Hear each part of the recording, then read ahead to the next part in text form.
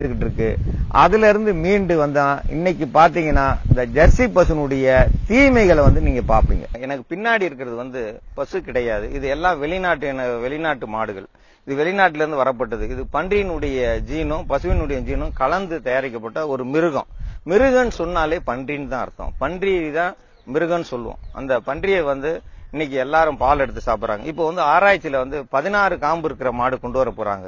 ஏன் 16 காம்பு இருக்கிற மாடு கொண்டு வர போறாங்கன்னா, பன்றிக்கு 16 காம்பு இருக்கு. அதே மாதிரி பசுவுக்கும் 16 காம்பு கொண்டு வர போறாங்க. இப்ப இதெல்லாம் போக போகுது. இதை சாப்பிட்டா இன்னைக்கு வராத நோய் எல்லாமே வந்திருக்கு. இந்த நோயை சொல்ல போனோம்னா தைராய்டு, புற்றுநோய், அது இல்லாம மார்பக புற்றுநோய், நீர்க்கட்டி, வயிற்றுல கர்ப்பப்பை எல்லாமே கெட்டு போயிடுது. குழந்தையே இப்ப பிறக்கிறது இல்ல. இப்ப காலையில ஒரு 11 மணி கணக்கு தான் இருக்கும். ஆனா இந்த பசுக்கள் எல்லாம் நிழலுக்கு வந்துடும். ஏன்னா இந்த வெயில் தாங்காது. வெயிலுக்கு போனா அது இளைச்சி ஆட ஆரம்பிச்சிடும். இளைக்கும் பொழுது அதுக்கு முடியாம போயிடும். அதனால அந்த இளைச்சிட்டு இருக்க மாட்டுல பால் எடுத்து கொடுத்தாங்கன்னா அதே மாதிரி மனிதர்களுக்கு ஆஸ்மா நோய், இழப்பு நோய் வந்துருது. இதால அதிக நேரம் நிக்க முடியாது. நின்றுச்சுன்னா கால் முட்டி வீங்கிரும். அந்த முட்டி வீங்கிறதால இந்த பாலை சாப்பிடுறவங்களுக்கு முட்டி வீக்கம் அது நீர்க்கட்டுன்னு சொல்றாங்க. அது தொண்டை பகுதியை பாத்தீங்கன்னா தொண்டை ஒரே இதா இருக்கும். அதனால இந்த தைராய்டு நோய் வந்துருது. இது கழுத்துக்கு மேல பின்னாடி அந்த நமக்கு திமிழ் இருக்கும் நாட்டு மாட்டுல. இதுக்கு திமிழே இருக்காது. பன்றி எப்படி நேரா இருக்குமோ அதே மாதிரிதான் இந்த மாட்டுக்கு இருக்கும். அதனால இந்த பால் அதிக அளவு கெட்டதை செய்யுமே தவிர நல்லது செய்யாது. கண்டிப்பா பால் நல்ல பால் வேணும்னா நாட்டு மாட்டு பால் சாப்பிடணும். இன்னைக்கு நாட்டு மாட்டுனா என்னன்னு கேக்குறாங்க. இன்னைக்கு ஸ்ரீரங்கம் கோயில்ல போய் பாருங்க, காலையில விஸ்வரூப தரிசனம்னு சொல்றாங்க. அந்த இடத்துல யானை, குதிரை, பசு வருது. அந்த பசுவே அது பசு கிடையாது. அதுவும் ஒரு பன்றி தான் அங்க போய் நிக்குது. அந்த நாட்டு பசு இல்லாம அந்த ஜெர்சி பசு தான் கொண்டு நிறுத்திருந்தாங்க. எனக்கு பெரிய வருத்தத்தை கொடுத்துச்சு. அந்த பசுவே அங்க இல்லாம உள்ள சாமி கும்பிடுறாங்க.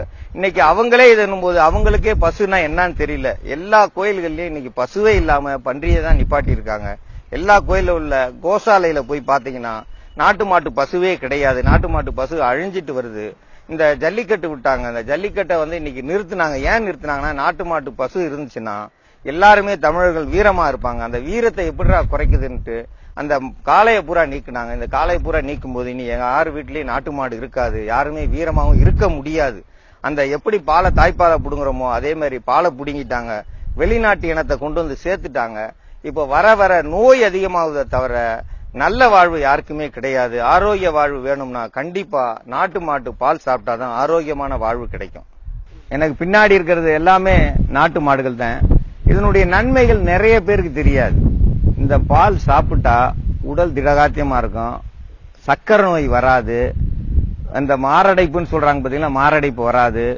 அது மட்டும் இல்லாம உங்களுக்கு முகம் அழகா இருக்கும். பெண்கள் அதிகமா விரும்புற அந்த முடி அதிகமா வளரும். முடி கொட்டவே கொட்டாது இந்த பால் சாப்பிட்டா. அது மட்டும் இல்லாம முட்டி வலி வராது.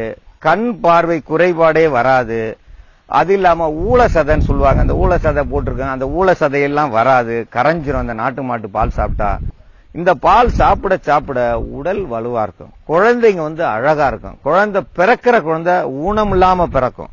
நல்ல திடகாத்தியமா இருக்கும். அது மட்டும் இல்லாம நம்ம இந்த பால் சாப்பிட்டவங்களுக்கு பாத்தீங்கன்னா மாலை நேரத்துல சாப்பிட்டாங்கன்னா அவங்களுக்கு இரவு முழுவதும் அவங்களுக்கு தேவையான முழு சத்துக்களும் கிடைக்கும். நல்ல ஆரோக்கியமா இருப்பாங்க. அதனாலதான் இரவு நேரத்துல பால் சாப்பிட்டு தூங்குனாங்க. அந்த பால் இந்த நாட்டு மாட்டு பால் சாப்பிட்டா தான் அந்த பலன் கிடைக்கும். அதை விட்டுட்டு சாதாரணமா இன்னைக்கு கடையில கிடைக்கிறதுலாம் அது பாலே கிடையாது. இந்த பாலை குடிச்ச நாய் கூட அந்த மாட்டு பாலை குடிக்கவே குடிக்காது. இந்த மாட்டு பால் தயிரை வச்சு சாப்பிடுங்க. உடல் உரமா இருக்கும். இந்த மாட்டினுடைய மோர் அவ்வளவு அற்புதமா இருக்கும். உங்களுக்கு சிறுநீர்ல எந்த அடைப்புமே இருக்காது. சிறுநீர் நல்லா போய்கிட்டு இருக்கும். அந்த சிறுநீரகம் பாதுகாக்கப்படும். அதனாலதான் நாட்டு மாட்டை பத்தி நம்ம பேசுறோம். நாட்டு மாடுன்னா இந்த திமிழ் இருக்கணும். திமிழ் இருக்கிற அனைத்துமே நாட்டு மாடு தான். இது இந்தியாவுல எந்த மூலையில இருந்தாலும் நாட்டு மாடு தான். அதுல எந்த தப்பும் கிடையாது. நம்ம இங்க இருக்கிறோம். இப்ப நிறைய பேர் சொல்றாங்க நாட்டு மாட்டுல 1.5 லிட்டர் பால் தானே இருக்கு. அப்படி கிடையாது. இதுல பாத்தீங்கன்னா குறைஞ்சது ஒரு 15 லிட்டர் பால் கிடைக்கும். இது கிர்ரு, சாகிவால், உங்களுக்கு தார்பார்க்கர், இங்க உம்பளாச்சேரி இருக்கு. அதோட சேர்ந்து ரதி இருக்குது. அது பாலகுரு, இது மாதிரி பல வகையில இருக்குது. மாட்டு ரகம் நம்ம ஒரு 70 வகையா இருக்கு. நம்ம இந்தியாவிலேயே அத்தனையும் நன்மை செய்யக்கூடியது. இதுல கொஞ்சம் பால் அதிகமா வேணும் தான். தெரியாதனமா என்ன சொல்றாங்க, வெளிநாட்டுல போய் வாங்கிட்டு வந்தா 25 லிட்டர் பால் கிடைக்கும்னுவாங்க. ஆனா அதே 25 லிட்டர் அதுக்கு போடுற தீவனம் இந்த மாட்டுக்கு போட்டா கிடைக்கும்.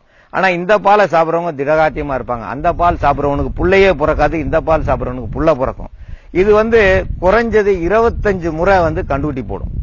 25 வருஷம் கண்டு போட்டுக்கிட்டே இருக்கும். ஆனா அந்த கெச்சப் ஜெர்சியோ 3 வருஷத்துக்கு மேல கிடையாது.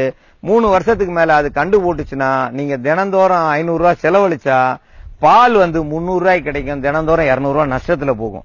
ஆனா இந்த மாட்டுக்கு 100 ரூபாய் செலவழிக்க மாட்டாங்க. அது 200 ரூபாய்க்கு 300 ரூபாய்க்கு பால் கொடுக்கும். அந்த திமிழ் பாத்தீங்கன்னா அது வந்து அதுக்கு தேவையான சத்துக்களை கொடுத்து அதை வந்து அந்த உடம்ப காப்பாத்திருக்கும். அந்த திமிழ் இல்லைனாலே அது பன்னி தான் பாத்தீங்கன்னா நேரா இருக்கும். பன்னிய பாருங்க, அந்த திமிழே இருக்காது. அதே அதனுடைய விந்தெடுத்து அந்த பசுவுல செலுத்தினால அந்த கெச்சப் ஜெர்சி மாடு நேரா தான் இருக்கும். அதுக்கு ஒரு திமிழ் கூட வராது. திமிழ் வர வச்சு பார்க்க சொல்லுங்க, பார்க்கவே முடியாது. இன்னைக்கு பெல்ஜியத்துல இருந்து சென ஊசி ஒரு கோட்டர் எம்எல் வந்து 15,000 ரூபாய் சொல்றாங்களாம். 15,000 ரூபாய். நம்ம நாட்டு மாட்டினுடைய விந்த வந்து ஒரு கோட்டர் எம்எல் 15,000 ரூபாய். அப்போ இந்த மாட்டை பூரா அழிச்சு அவங்க ஊர்ல கொண்டு போய் வச்சு அதுல இருந்து விந்து கொடுக்குறாங்க. அதே மாதிரி இந்த நாட்டினம் வந்து காளை வந்து தன்னால இனச்சேர்க்கை சேரும். அவன் வந்து சென ஊசி அவன் தான் போடுறான். அதனால தான் அந்த இனத்தை வந்து வெறுக்கிறோம். அந்த கெச்சப் ஜெர்சிக்கு எப்படி அது சென ஊசி போட்டு இனப்பெருக்கம் செய்யறாங்களோ அதே தான் போற காலத்துல வரும். இதுல விழிப்புணர்வு வந்து எல்லாரும் பொழைச்சிக்குங்க. எல்லாரும் நாட்டு மாட்டு பால் சாப்பிட்டு எல்லாரும் நல்லா இருங்க.